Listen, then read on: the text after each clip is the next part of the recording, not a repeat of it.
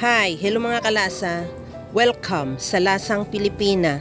Ngayong araw mga kalasa ay magluluto tayo ng talong. Ganitong luto naman sa talong, healthy na, napakasarap pa. Nakapainit na ako ng tubig. Ilagay ko lang yung 3 pirasong talong at ilaga. Takpan ko muna hanggang sa maluto. Pagkaluto niyan, tanggalin muna at ilagay sa strainer at palamigin. Habang pinapalamig natin yung talong, gagawa na tayo ng ating ipapalaman.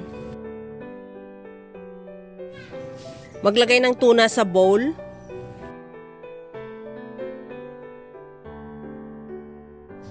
Maglagay na rin ako ng kamatis, bell pepper, sibuyas at siling green.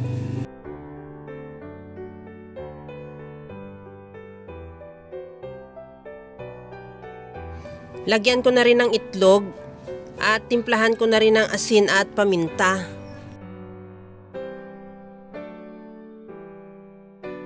Ihalo lang hanggang sa mahalo lang yung lahat nating ingredients.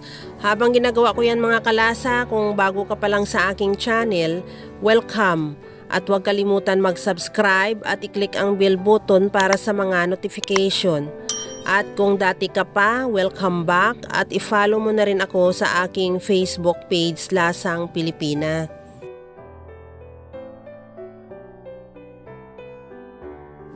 Pagkatapos niyan, balikan na rin natin yung ating talong. Hatiin ko lang yan sa gitna at lagyan ko na rin yan ng palaman na tuna mixture na ginawa natin. Depende na rin sa iyo kung gaano karami ang ilagay mo sa isang talong or depende din sa laki ng talong. Pagkatapos yan, ituloy na lang yung gawa lahat para malagyan yung lahat natin talong.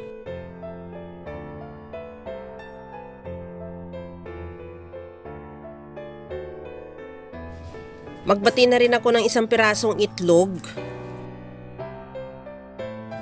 Okay na yung itlog natin, ilagay na rin natin yung ating talong at saka i-coat ko lang yan ng itlog bago prituhin.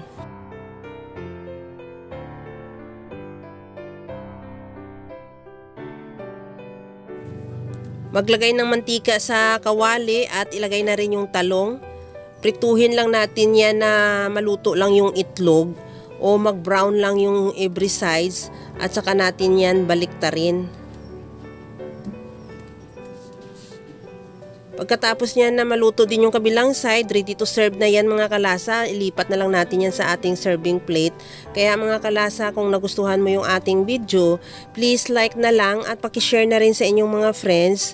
At kung bago ka pa lang sa aking channel, subscribe na at i-click mo na rin ang bell button para sa mga notification.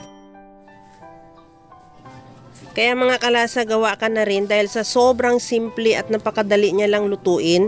Kagaya lang lagi sa sinasabi ko na wala namang hindi marunong magluto basta sa simpleng paraan lang. Tikman na natin yung ating tortang talong na tuna na napakasarap at healthy pa. Hanggang sa muli mga kalasa, thank you for watching. Bye-bye!